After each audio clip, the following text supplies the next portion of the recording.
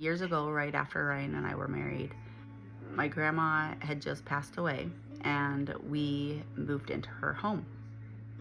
We were so excited to be able to have our own little place, and then shortly after, we found out that we were going to have a baby. That was Lainey. And I remember I was super young and healthy, and suddenly after moving in, I started getting sick. I had no energy. I started getting anxious and depressed. I felt nauseous all the time. I was just super sick. I couldn't stay awake. And I kept thinking, I feel so bad that this is not what Ryan signed up for. I didn't know why. I didn't know what to do. Then after Lainey was born, there would be times where we would wake up in the middle of the night and she wasn't breathing. That terrified us, like terrified me. Ryan was okay, but he'd come home, and when he was home for long periods of time, he'd get nosebleeds and like eye infection, like nosebleeds that wouldn't stop, and headaches. I remember just wondering, like, what in the world is going on? Like, I am so sick all the time and he's not feeling well. And our baby got sick and she was hospitalized because she was bleeding internally at 9 months old, and they didn't know what was going on. They didn't know why. They did tests and found that she had a bacterial infection. They hospitalized her and they didn't know why. It was scary. I remember just not knowing what to do. Like, why is this happening? I could hardly take care of her in the hospital because I was so sick and I kept having kidney infection. I was just like, is this what life is like? My dad, remembering that there was a mold problem in my grandma's house and they had fixed it, he thought my grandma was 62 years old and died of cancer.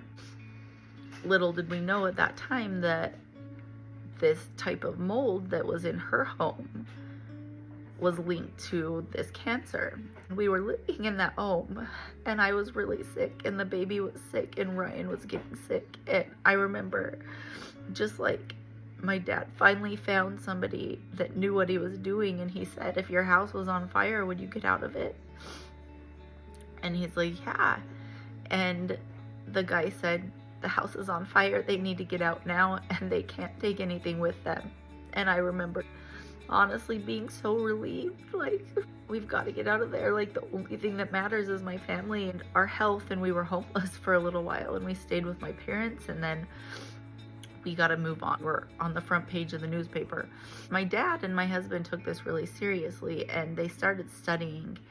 They trained and they got certified and they worked with the health department and they did jobs on hospitals, and they taught contractors from all over the world that would come. They taught them how to treat mold and how to remediate it properly. There's still restoration companies that just cut out the mold and they'll take it right through your front door. They don't set up containment, they don't set up a negative air, which when you do that, the mold is going airborne and it'll go throughout your air system, and when it attaches itself to anything that's wet, like the insides of our bodies when we're breathing it in, especially if we have a weakened immune system, that mold's going to start growing on the inside of your body. And that's what it was doing for us. And I don't think about this very often anymore, because I think about, like all of the blessings, all of the people we've been able to help, and like linking stories and seeing like we've been able to help save babies' lives, and luckily our lives were spared.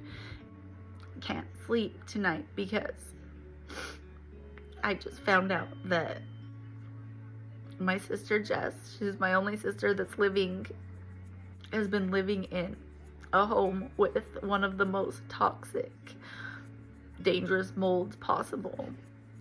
She's so sick. Her family has been so sick for the last couple of years. They had no idea because this is such a beautiful home, but there was mold that was treated wrong. And when the tests were done, this shows that it's like one of the most dangerous toxic molds that's usually like lays dormant under a cabinet, and it's airborne. It's in their air. They're breathing this in. They are sick and they need treatment and they need to get out of their house.